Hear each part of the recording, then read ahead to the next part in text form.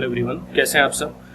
आज हम इस क्लास में कॉम्प्लेक्स नंबर पढ़ने वाले हैं। बहुत ही इम्पोर्टेंट टॉपिक है ये। आपके एग्जामिनेशन में आई थिंक 5 से 10 नंबर के यहाँ से क्वेश्चन आ जाते हैं। ठीक है, यूजुअली इसमें आपको कॉम्प्लेक्स नंबर का रूट कैसे निकाला जाए ये बताना होता है, और कुछ आइडेंटिटीज आपको, जैसे ट्रिग्नोमेट्रिक आइडेंटिटी जैसे cos 4 थीटा, sin 4 थीटा, इनका आपको फॉर्मूला कैसे बनाया जाए ये आपको करना होता है। ठीक है, तो वहाँ तक पहुँचने के लिए कुछ बेसिक स्टफ हैं जो हमें पता होने चाहिए।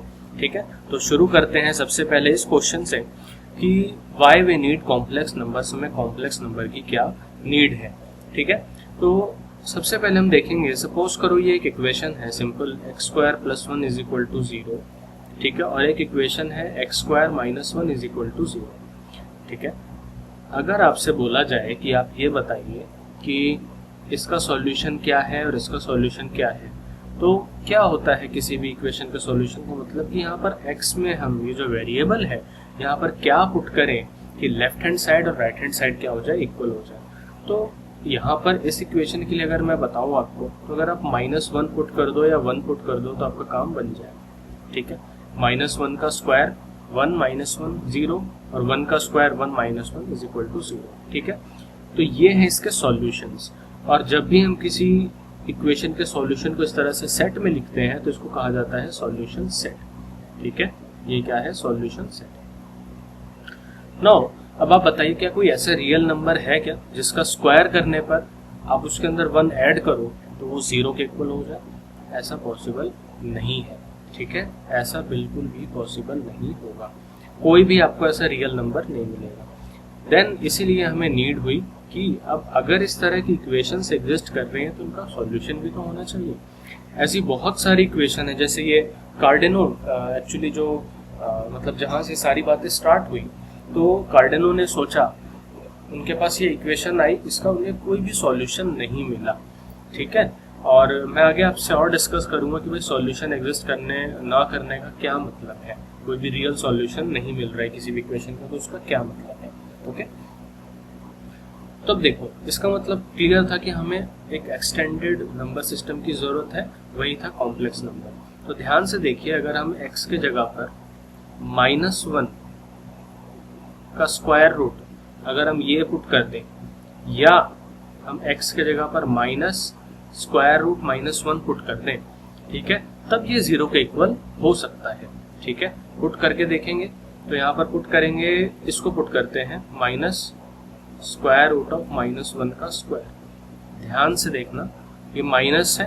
ठीक है, इसको हम 1 लिख सकते हैं, -1 इंटू ये, इसका स्क्वायर करेंगे ये 1 हो जाएगा, और ये स्क्वायर रूट कैंसिल होगा, क्या आएगा, -1 + 1 = 0। तो ये एक सॉल्यूशन है, उसी तरह से ये भी इसका सॉल्यूशन होगा।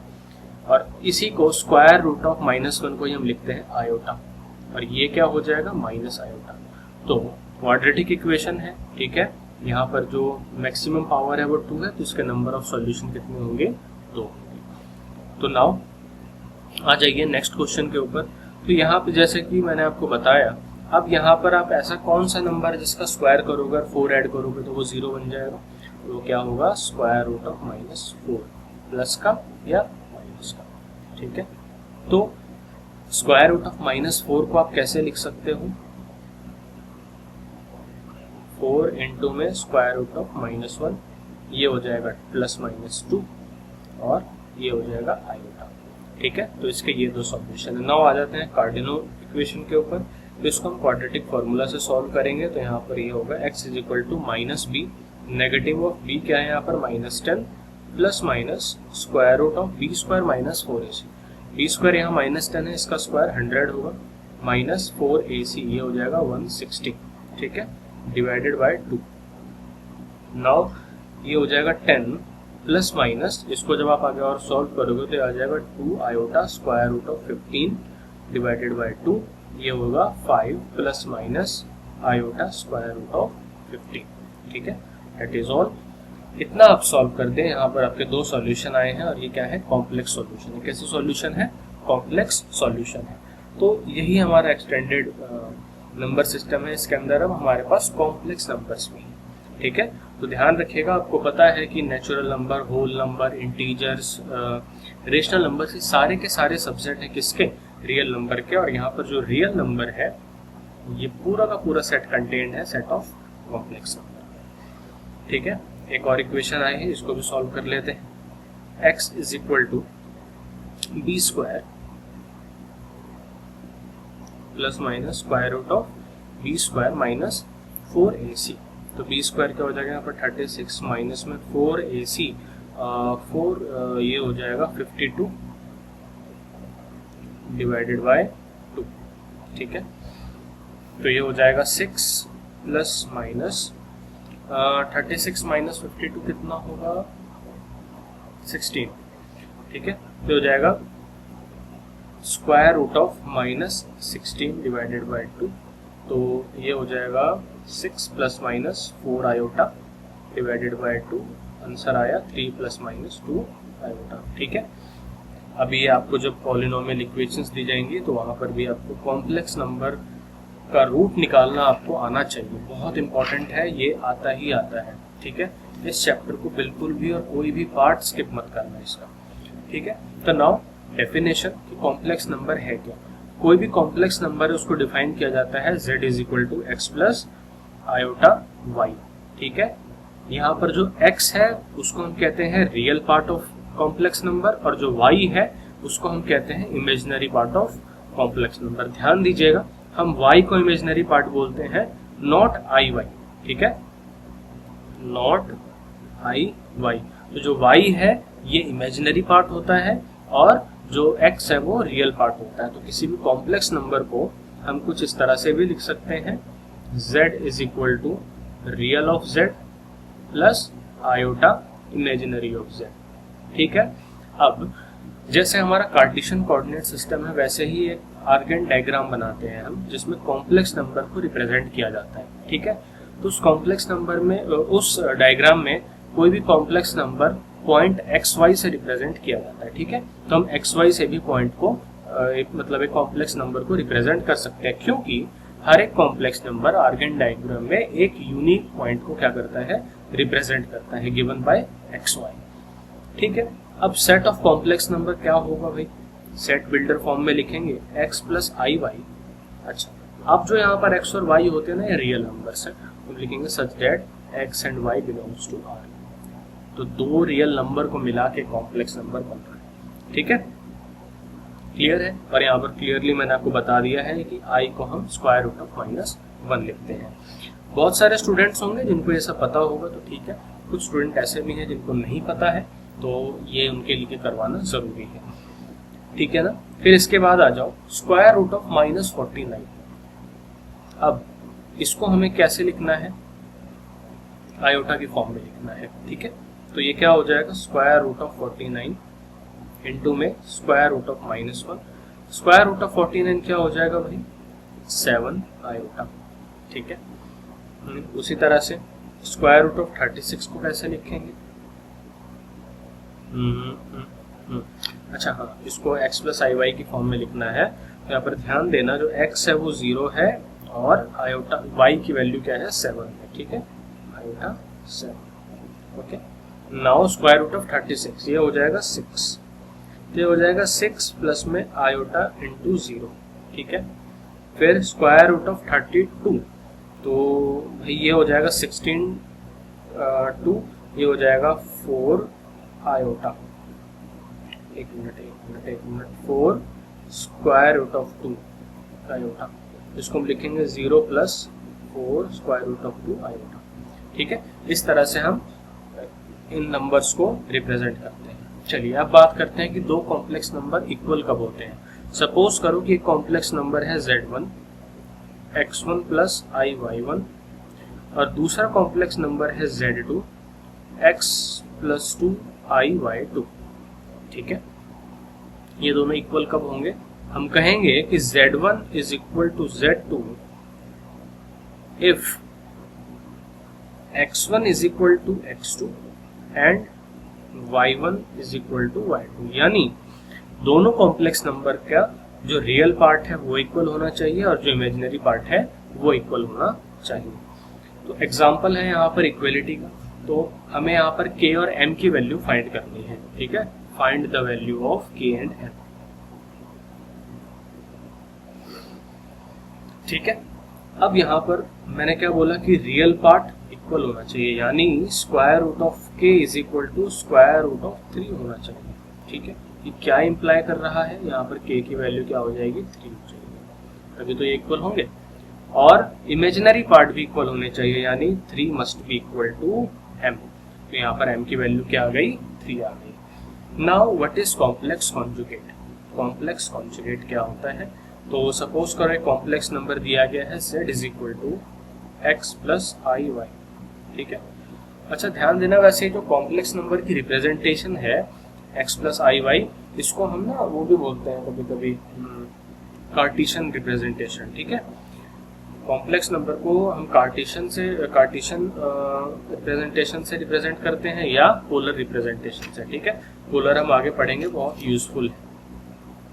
ओके, चलो इसका कॉन्जुगेट क्या होगा, कॉन्जुगेट का साइन होता है z bar is equal to, यहाँ पर जो आयोटा का साइन है वो चेंज हो जाएगा, तो हो जाएगा माइनस आई वाई। ठीक है, तो सपोज करो कि ये आर्गन डायग्राम में अगर एक पॉइंट एक्स वाई था, ठीक है, तो अब जो इसका कॉन्जुगेट होगा it is represented by x minus y, क्योंकि अब जो रियल पार्ट है वो क्या हो गया, माइनस वाई। तो इसको कौन पॉइंट रिप्रेजेंट कर रहा था, एक्स वाई, और इसको कौन सा पॉइंट रिप्रेजेंट करेगा, एक्स माइनस वाई। ठीक है, तो ध्यान से देखो, ये है reflection with respect to x axis, और ये यहाँ पर इसको कहा जाता है रियल एक्सिस। ठीक है, क्योंकि इसके अंदर हम सारे रियल जो पार्ट्स होते हैं उसको रिप्रेजेंट करते हैं, और यहाँ पर ये होता है इमेजिनरी एक्सिस। ठीक है, कुछ प्रॉपर्टीज है, z और z कॉन्जुगेट तभी इक्वल होते हैं जब ये प्योरली रियल हो। अब प्योरली रियल का मतलब क्या है, तो प्योरली रियल कॉम्प्लेक्स नंबर वो होते हैं जिनमें x की वैल्यू y की वैल्यू 0 होती है। ठीक है, तो मतलब आप एक तरह से कहते हो कि रियल नंबर है प्योरली, उसको हम प्योरली रियल बोलते हैं, तो इसमें जो आपका इमेजिनरी पार्ट है वो हमेशा 0 होता है। ठीक है, ये तभी एक दूसरे के इक्वल होंगे। क्यों, ऐसा क्यों है, क्योंकि देखो जब भी हम कॉन्जुगेट करते हैं तो रियल पार्ट पर तो कोई भी इफेक्ट नहीं पड़ता, कॉन्जुगेट क्या होगा। ठीक है, तो कोई फर्क नहीं पड़ा, इसलिए ये दोनों क्या हो गए, इक्वल है। तो ये कब पॉसिबल हो पाएगा, जब z जो है वो प्योरली क्या हो, रियल। और प्योरली रियल का मतलब आपको मैंने समझा दिया। और वही बात कह रहा है यहाँ पर कि imaginary of z and imaginary of z conjugate तभी इक्वल होते हैं जब y की वैल्यू 0 होती है, क्योंकि अगर y की वैल्यू 0 के अलावा कुछ और होगी तो कॉन्जुगेट में तो साइन चेंज हो जाता है। ठीक है, तो वो कैसे इक्वल होंगे, तो सिर्फ और सिर्फ एक ही ऐसा मतलब ये दोनों एक ही बात कह रहे हैं। ठीक है, दोनों एक ही बात कह रहे हैं कि y जो है यहाँ पर 0 होगा। आप समझ जाएं, कहीं भी आपको दिखा आप देखो कि इमेजिनरी पार्ट इक्वल है imaginary part of its conjugate, तो इसका मतलब ये भी क्या बोल रहा है कि जो है प्योरली रियल है। ठीक है, और यहाँ पर इमेजिनरी पार्ट ऑफ z वो वैल्यू हमेशा 0 होगी। चलिए, अब है रिप्रेजेंटेशन ऑफ कॉम्प्लेक्स नंबर। तो पहली रिप्रेजेंटेशन स्टैंडर्ड या अलजेब्रिक या कार्टेशियन रिप्रेजेंटेशन बोलते हैं। इसमें क्या होता है, कॉम्प्लेक्स नंबर को हम कैसे लिखते हैं, z is equal to x plus i y. ठीक है, ये हो गया। फिर इसकी ज्योमेट्रिक रिप्रेजेंटेशन मैंने आपको बता दिया कि each complex number corresponds to a point P x y. If a complex number is z is equal to 2 minus 3i, then the corresponding point on the argand diagram is 2 minus 3. ठीक है, अगर आपके पास complex number 3 plus square root of 2 iota है, ठीक है, तो जो पॉइंट कॉरेस्पॉन्ड करेगा इस कॉम्प्लेक्स नंबर से वो क्या करेगा, 3 square root of 2। It's a very basic stuff. ठीक है, ये बात आपको ध्यान में रखनी है। तो इसी से रिलेटेड कुछ क्वेश्चंस कर लेते हैं अब हम। जैसे Z5 एक कॉम्प्लेक्स नंबर है, इसको हमें प्लॉट करना है, तो always right it in a standard form. तो 3 प्लस 0 आयोटा। ठीक है, इससे क्या पता चल रहा है कि जो कॉरेस्पॉन्डिंग पॉइंट है वो क्या है, इसको हम P5 लिखते हैं, ये है 3 0। अब मैं P5 क्यों लिख रहा हूँ, क्योंकि यहाँ पर Z5 लिखा हुआ है कॉम्प्लेक्स, बस और कोई रीजन नहीं है। तो ये क्या है, ये रियल एक्सिस पर एक पॉइंट है, ठीक है। अगर ये 1 2 3 है तो ये पॉइंट है, तो ये पॉइंट है आपका P5 which corresponds to 3 0। Now next question is -1 plus iota, ठीक है। तो यहाँ पर जो कॉरेस्पॉन्डिंग पॉइंट है P1 वो क्या होगा, -1 एंड 1। तो x की वैल्यू यहाँ पर -1 है और y की वैल्यू 1 है, मतलब जो रियल पार्ट है उसकी वैल्यू -1 और इमेजिनरी पार्ट की वैल्यू 1। तो ये भाई ये वाला पॉइंट है, ठीक है, -1 और ये 1, तो हो जाएगा 0.1 -1, ठीक है। नाउ नेक्स्ट इज 3 आयोटा, तो इसको हम लिखेंगे 0 + 3 आयोटा। तो ये क्या हो जाएगा, जो कॉरेस्पॉन्डिंग पॉइंट होगा वो होगा 0 3। यहाँ पर x की वैल्यू 0 है, y की वैल्यू क्या है 3 है, ओके। तो ये प्योरली इमेजिनरी नंबर है, तो ये पूरा ये इमेजिनरी एक्सिस पर ही ये पॉइंट लाई करेगा। तो ये वाला पॉइंट है आपका 0.3 दैट इज 0 3। अब कंफ्यूज मत होना रियल एक्सिस और इमेजिनरी एक्सिस में, जस्ट x एक्सिस और y एक्सिस है वैसे ही काम करेगा, ठीक है। बट यहाँ पर आपको ध्यान रखना है कि हम x एक्सिस की जगह हम रियल एक्सिस बोलते हैं, y एक्सिस की जगह इमेजिनरी एक्सिस बोलते हैं, ठीक है। Now point corresponding to this one is -1, ठीक है। तो ये हो जाएगा ये वाला पॉइंट P2। Z यहाँ पर क्या हो जाएगा भाई, इसको लिख सकते हैं 0 - 3 iota, then the corresponding point will be 0 - 3 1 -2 -3। तो आई थिंक ये पॉइंट है, हाँ ठीक है। तो ये हो गया 0 - 3, क्लियर है। अब आते हैं नेक्स्ट पॉइंट पर, जो कि मैंने आपको आई थिंक एक्सप्लेन कर दिया था कि in general Z and Z बार या Z conjugate are reflection about x axis if f is not purely real. Purely real का मतलब क्या हुआ, अगर प्योरली रियल होता, सपोज करो कि एक पॉइंट ये है, ठीक है, तो इसका जो कॉन्जुगेट करोगे तो y की वैल्यू तो यहाँ पर 0 है, तो ये पॉइंट वही का वही रह जाएगा। तो अगर सपोज करो यहाँ पर कोई पॉइंट ले रहे हो तो ये प्योरली इमेजिनरी नहीं है। प्योरली इमेजिनरी और प्योरली रियल कब होगा, या तो वो x एक्सिस पर लाई करेगा y एक्सिस पर। अब x एक्सिस पर अगर लाई करेगा तो आपको पता है कि अगर आप रिफ्लेक्शन लोगे इस पॉइंट का तो वो वही पॉइंट है, क्योंकि x के अबाउट ही रिफ्लेक्शन ले रहे हैं, ठीक है। अगर x y होता तो इसका रिफ्लेक्शन जस्ट हमारे पास ये पॉइंट आता, इसका जो कॉन्जुगेट होता है वो x - y होता है, ठीक है, क्लियर है। चलो अब आ जाते हैं बहुत ही इंपॉर्टेंट रिप्रेजेंटेशन के ऊपर, जिसको कहा जाता है पोलर रिप्रेजेंटेशन, ठीक है। अब अगर आपके पास कोई भी कॉम्प्लेक्स नंबर है किस फॉर्म में, x z = x + iy, ठीक है, तो उससे आप पोलर फॉर्म लिखते हैं, जो कि क्या होती है r bracket cos θ + i sin θ। अब यहाँ पर r और θ आपको निकालना होता है, ठीक है। कैसे निकालोगे, r होता है √x प्लस में √y, सॉरी √x² + y², ठीक है। इससे r की वैल्यू निकल जाएगी। और जो थीटा होता है यहाँ पर, ये आर्गुमेंट ऑफ कॉम्प्लेक्स नंबर कहते हैं हम इसको, और यहाँ पर हम यूजुअली प्रिंसिपल आर्गुमेंट यूज करते हैं। क्या यूज करते हैं, प्रिंसिपल आर्गुमेंट। क्या मतलब है इसका, तो ध्यान दीजिएगा। आर्गुमेंट निकालने का तरीका है, देखो ये आपको अगर एक्स वाई पॉइंट दे दिया जाता था कार्टेशियन कोऑर्डिनेट्स में, तो ये एंगल निकालने के लिए आप क्या यूज करते थे, tan थीटा = y/x। तो tan थीटा क्या होता है भाई, y ये हो गया, x ये हो गया, तो tan theta is perpendicular by base, ठीक है। तो वहीं से थीटा निकालने के लिए हम क्या करते हैं, tan इनवर्स y/x, ठीक है। अब अगर आप चाहते हो कि प्रिंसिपल आर्गुमेंट आपको निकालना है, तो ध्यान रखना जो थीटा की वैल्यू है वो हमेशा माइनस थीटा और माइनस पाई और पाई के बीच में रहनी चाहिए, ठीक है। और कहीं कहीं पर कुछ बुक्स में हम इस तरह से भी इसको लिखते हैं, ठीक है, 0 थीटा < 2 पाई, ठीक है। तो ये दो तरीके हैं, इससे आपको प्रिंसिपल आर्गुमेंट पता चलता है। आई थिंक क्लियर हो गया होगा आपको ये सब। अब हम कुछ क्वेश्चंस करते हैं अब हमें पोलर फॉर्म में लिखना है फ्रॉम स्टैंडर्ड फॉर्म। ध्यान दीजिएगा यहाँ पर क्या क्या हम देख रहे हैं, क्या क्या इंपॉर्टेंट है वो समझना होगा। देखो, अगर हम इसकी पोलर फॉर्म लिखना चाहें तो हमें क्या क्या चाहिए होगा, r, ठीक है, और cos थीटा प्लस आई साइन थीटा, ठीक है। अब जो r है, r कैसे निकालना था हमें, x square plus y square का स्क्वायर रूट। यहां से आप निकालो, x की वैल्यू क्या है यहाँ पर, स्क्वायर रूट ऑफ 3, और y की वैल्यू क्या है यहाँ पर, आयोटा का स्क्वायर, है ना।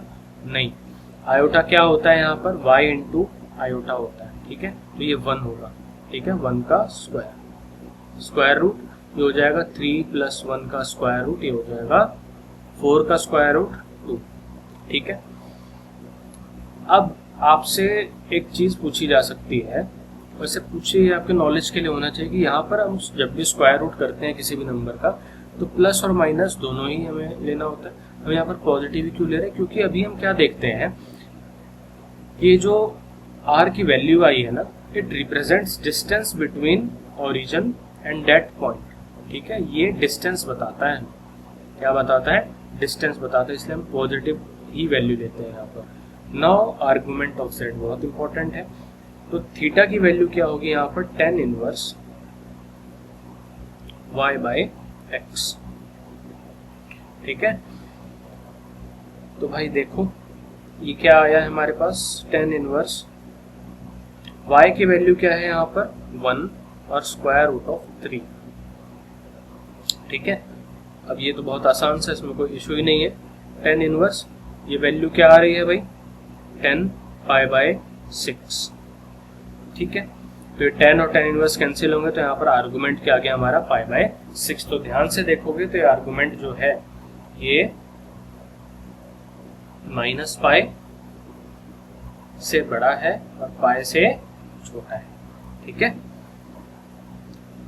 तो ये क्या है, प्रिंसिपल आर्गुमेंट है। इसका मतलब कि अगर हम इस इस कॉम्प्लेक्स नंबर को रिप्रेजेंट करें पोलर फॉर्म में, तो भाई यहाँ से यहाँ तक की डिस्टेंस होगी 2, क्योंकि r की वैल्यू क्या है 2, और यहाँ पर जो थीटा होगा वो क्या होगा, पाई बाय 6। और ये पॉइंट हम कैसे रिप्रेजेंट करते हैं, r थीटा से, ठीक है। तो r यहाँ पर 2 है, थीटा है पाई बाय 6, ठीक है।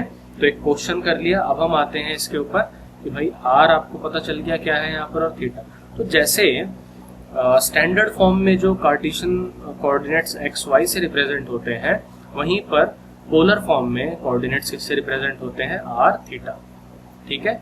अब ध्यान देना, एक्स और वाई से हम कंप्लीटली डिटरमाइन कर पाते हैं कि वो पॉइंट कहाँ पर है, उसी तरह से आर थीटा भी कंप्लीटली डिफाइन करता है किसी भी पॉइंट को।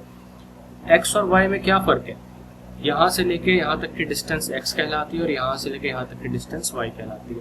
ये दोनों पता है तो आप एक पॉइंट जानते हो। नाउ अब सपोज करो कि कॉम्प्लेक्स नंबर में मुझे पोलर रिप्रेजेंटेशन में खाली आर पता है, तो क्या खाली आर से आप पता लगा सकते हो कि वो पॉइंट कौन सा, नहीं, क्योंकि आर से तो यहाँ से यहाँ तक की डिस्टेंस पता चल जाएगी, भाई उस पॉइंट से और यहाँ तक की डिस्टेंस कितनी है। तो वो पॉइंट जो है अगर एक सर्कल बना है तो यहाँ भी हो सकता है, वो पॉइंट यहाँ भी हो सकता है, वो पॉइंट यहाँ भी हो सकता है। तो एग्जैक्टली हम ये पॉइंट पर कैसे आएंगे, उसके लिए हमें एंगल पता होना चाहिए, तो वहीं से हम थीटा निकालते हैं, ठीक है, क्लियर। तो थीटा निकाल लिया, तब आप कंप्लीटली डिटरमाइन कर पाओगे कि हाँ भाई डिस्टेंस तो इतनी है और ये एंगल ये है, तो ये रहा ये पॉइंट जिसको हम खोज रहे हैं। तो पोलर रिप्रेजेंटेशन में इस तरह से हम किसी भी कॉम्प्लेक्स नंबर को रिप्रेजेंट करते हैं। और बाय द वे इसका लिखने का दूसरा भी एक तरीका है, इसको लिखा जाता है आर ई की पावर आई थीटा, ठीक है। अब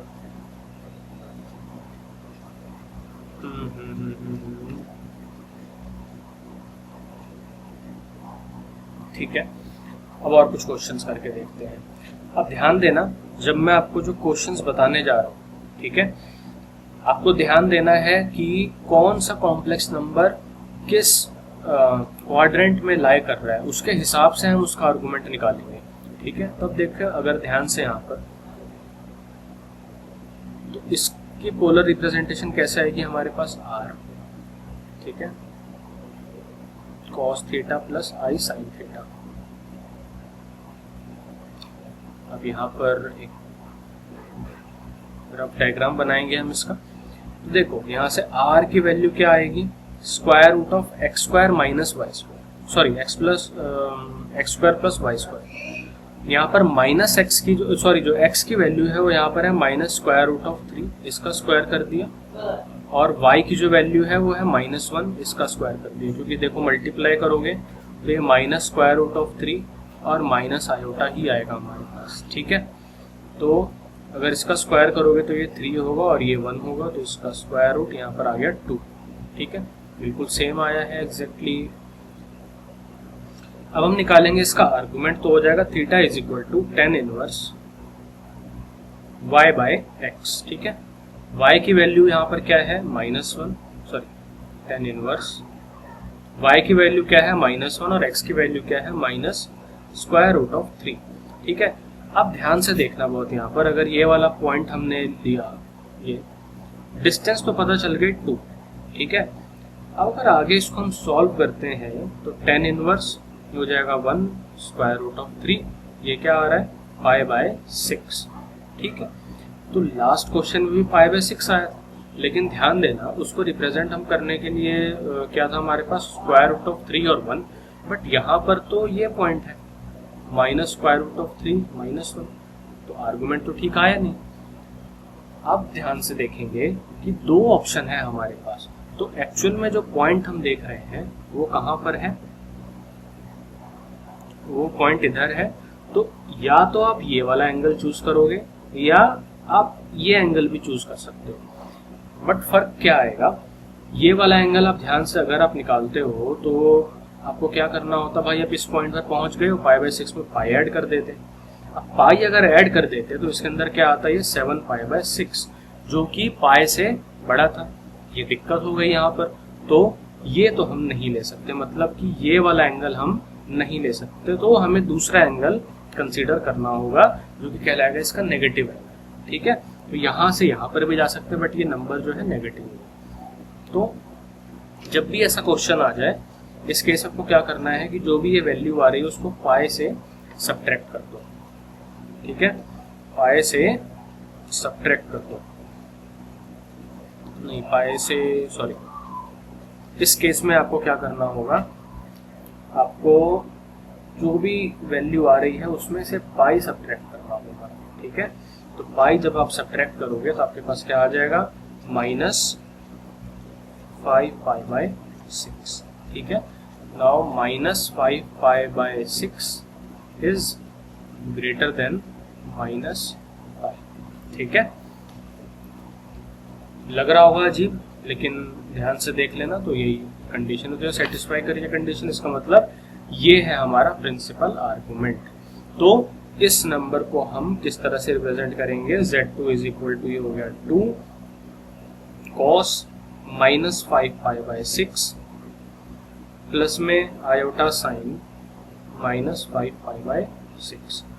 अब मैंने जैसा कि आपको बताया था कि कुछ टेक्स्ट बुक में 0 से लेकर 2π के बीच की वैल्यू को प्रिंसिपल आर्गुमेंट माना जा रहा है, बट आपका जो सिलेबस है और हम यूजुअली जो कंसीडर करते हैं वो यही करते हैं, -π से π के बीच में होना चाहिए, या -π के इक्वल भी हो सकता है, ठीक है। तो अगर हम प्रिंसिपल आर्गुमेंट 0 से 2π के बीच कंसीडर कर रहे हैं तो भाई वहां पर तो आप यहाँ पर 7π/6 भी ले सकते थे, वो भी चलता, ठीक है। बट इस केस में यहाँ पर ये आपके पास इसकी पोलर रिप्रेजेंटेशन आई है। तो अगला क्वेश्चन है z is equal to square root of 3 minus iota. ध्यान से देखना इस तरह के क्वेश्चंस आप कैसे करोगे, क्योंकि अगर हम बात करें, सबसे पहले हमने लिया था कौन सा complex number, square root of 3 plus iota, ठीक है। फिर मैंने आपको बताया minus square root of 3 plus iota, ठीक है। किस तरह से निकालोगे, सबसे पहले आपको क्या करना है इसके अंदर भी कि r की वैल्यू निकालेंगे। r इज इक्वल टू क्या हो जाएगा यहाँ पर, स्क्वायर रूट ऑफ 3 का स्क्वायर प्लस में -1 का स्क्वायर, स्क्वायर रूट, ठीक है। तो ये हो जाएगा 4, square root of 4 is equal to 2, ठीक। अब यहाँ से हमें आर्गुमेंट निकालना है, प्रिंसिपल आर्गुमेंट, तो ये हो जाएगा tan इनवर्स। अब यहाँ पर क्या आ रहा है, -1 स्क्वायर रूट ऑफ 3। अब आप ये कैसे निकालेंगे, इसका ध्यान आपको रखना है। तो सबसे पहले नेगेटिव साइन हो चाहे ना हो उसको हटा दो, ठीक है। और ये देखो कि यहाँ पर जो आपका रेफरेंस एंगल है वो क्या आ रहा है, रेफरेंस आर्गूमेंट। तो अब ध्यान से देखो कि इसकी वैल्यू क्या आ रही है, रेफरेंस आर्गूमेंट की वैल्यू π/6, π/6 मान लो ये है, ठीक है। बट आपको बहुत अच्छे से पता है कि ये √3 माइनस आयोटा है, तो कौन से क्वाड्रेंट में लाई कर रहा होगा, ये फोर्थ क्वाड्रेंट में लाई करेगा, यानी हम ये एक्सपेक्ट कर सकते हैं। तो अगर ये नंबर ये एंगल रिप्रेजेंट कर रहा है तो इसके लिए आपको क्या है, एंगल लेना होगा नेगेटिव ऑफ π/6। तो सीधा सीधा आप इसको क्या लिख दोगे, नेगेटिव ऑफ π/6, ठीक है। आपका काम हो गया। यहाँ पर आपका ये रेफरेंस एंगल आपको सॉरी यहाँ पर ये आपको इसका आर्गुमेंट मिल गया है, ठीक है। अब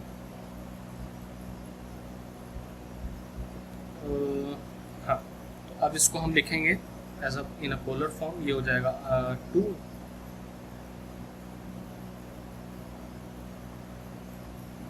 cos माइनस π/6 प्लस में आयोटा साइन माइनस π/6, ठीक है। अब आप एक बात ध्यान रखेंगे, अगर आपको कभी भी ऐसा लगे कि भाई ये क्वेश्चन मेरा सही हुआ है या नहीं हुआ है, ये चेक करने के लिए तो आप यहाँ पर कॉस और साइन की वैल्यू निकाल सकते हैं, यहाँ पर पुट कर देंगे तो आपको पता चल जाएगा कि आपका जो सॉल्यूशन है वो सही है या नहीं है, ठीक है। तो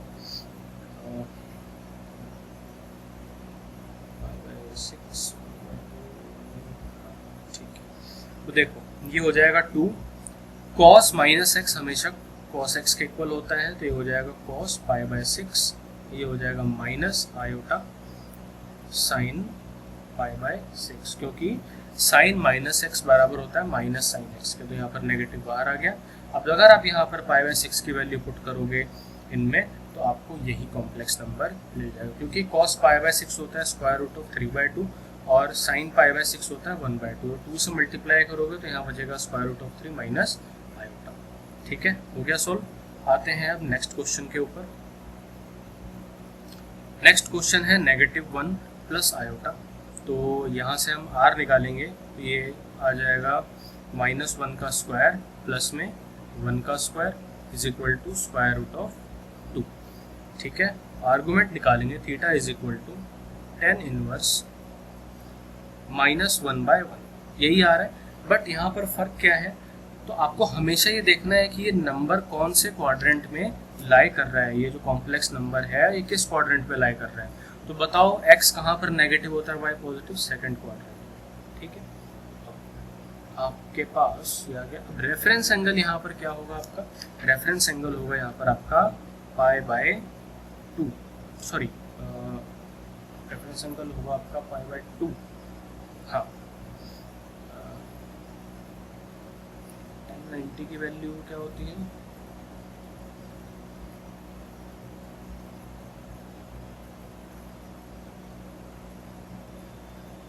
π/4 आता है, आई थिंक π/4। ये आपका रेफरेंस एंगल है, तो π/4 तो सपोज करो यहाँ पर आ गया, मान लो ये π/4 आ गया, इस पॉइंट पर कैसे जाओगे, क्योंकि पॉइंट तो ये वाला है। अब ये जो एंगल है ये कैसे आएगा, तो आप क्या करोगे, इसमें आप क्या करेंगे कि पाई में से माइनस कर देंगे π/4। तो कहाँ पर आपको माइनस करना है, कहाँ पर खाली नेगेटिव छोड़ देना है, तो ये सब पता कब चलेगा, जब आप इसका डायग्राम बना लोगे कि भाई ये किस क्वाड्रेंट में लाई कर रहा है। तो ये क्या आ जाएगा आपके पास 4, ये आ जाएगा 3π/4। तो ये वाला जो एंगल है वो है 3π/4, और यहाँ से यहाँ तक की जो डिस्टेंस है वो है √2। तो इस z को कैसे लिखेंगे हम, √2 cos 3π/4 प्लस में i sin 3π/4, ठीक है। ये है इसकी कॉम्प्लेक्स रिप्रेजेंटेशन। तो आई होप आपको एक फेयर आइडिया लग गया होगा कि किस तरह से हम किसी भी कॉम्प्लेक्स नंबर को उसके स्टैंडर्ड फॉर्म से पोलर फॉर्म में चेंज कर सकते हैं। देख लेते हैं क्या कुछ और क्वेश्चन बचे हैं। हाँ जी, अब देखो, अब ताकि आपको अच्छी नॉलेज हो, पहले मैंने लिया -1 प्लस आयोटा, अब कौन सा क्वेश्चन लेंगे हम, 1 माइनस आयोटा, ठीक है। इससे क्या फ़र्क आएगा, इससे फ़र्क ये आएगा कि आप देखोगे आर्गूमेंट में tan इनवर्स वो सब कुछ सेम रहेगा, नेगेटिव ही रहेगा, बट यहाँ पर कहानी बिल्कुल बदल जाएगी, क्योंकि अब अगर हम इसको देखें 1 माइनस आई को तो किस में लाई कर रहा है, ये फोर्थ क्वाड्रेंट में लाई कर रहा है, तो स्क्वायर रूट ऑफ 2 तो यहाँ पर ये सेम आ जाएगा, आर की वैल्यू सेम आएगी यहाँ पर स्क्वायर रूट ऑफ 2। थीटा क्या होगा यहाँ पर, एन inverse -1/1 is equal to, reference angle क्या था π/4। अब ध्यान दो π/4 तो ये पॉइंट होता, हमें ये पॉइंट चाहिए, तो हम प्लस π/4 की जगह -π/4 लिखेंगे, तो क्या आ जाएगा -π/4। तो मतलब ऐसा कोई ना इसका फॉर्मूला नहीं है कि साफ साफ फॉर्मूला हमने लिख दिया और आप आर्गूमेंट निकाल लोगे, थोड़ा सा आप एक डायग्राम बना लो, उससे काम आपका आसान हो जाएगा। नहीं तो ये डायग्राम नहीं बनाओगे तो बहुत आप गलतियां करने वाले हो इसके अंदर, ठीक है। तो यहाँ पर हम z को कैसे रिप्रेजेंट कर सकते हैं, स्क्वायर रूट ऑफ 2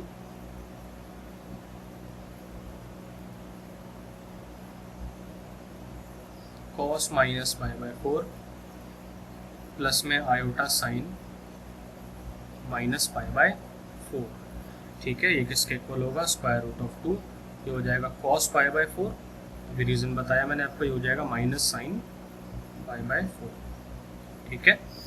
तो आई थिंक आपको अब एक आइडिया लग गया होगा कि कैसे हमें ये प्रॉब्लम सॉल्व करने हैं। चलिए अब हम देखते हैं कि पोलर फॉर्म से स्टैंडर्ड फॉर्म में कैसे चेंज करें। तो पोलर फॉर्म से स्टैंडर्ड फॉर्म में चेंज करने का सबसे अच्छा तरीका है कि आप इसको पोलर फॉर्म में इस तरह से लिखो, ये हो जाएगा, मैंने बताया था स्क्वायर ये मॉड ऑफ z r के इक्वल है।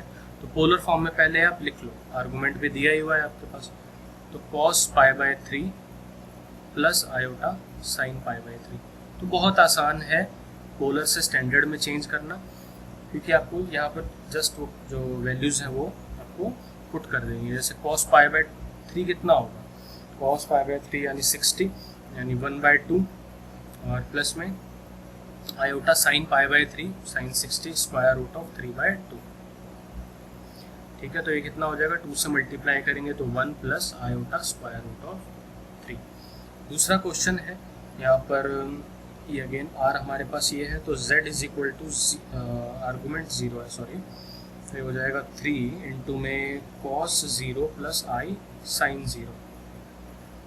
तो ध्यान से देखना, cos 0 यहाँ पर 1 होता है और cos साइन 0 यहाँ पर 0 होता है, तो हो जाएगा 3 into 1 plus iota into 0 is equal to 3, ठीक है। चलिए अब अलजेब्रा जो है कॉम्प्लेक्स नंबर का वो नेक्स्ट क्लास में करेंगे। अभी तक के लिए इतना ही काफ़ी है। जितने भी आपको और भी जितने प्रॉब्लम्स मिले आपको प्रॉब्लम सेट भी मिल जाएगा इसका। आप पोलर से किस तरह से आप स्टैंडर्ड में चेंज करोगे और स्टैंडर्ड से पोलर में किस तरह से चेंज करोगे वो आप अच्छे से सीख लेना, ठीक है। तो बहुत बहुत धन्यवाद आप सभी का, आपने इस क्लास को यहाँ तक देखा।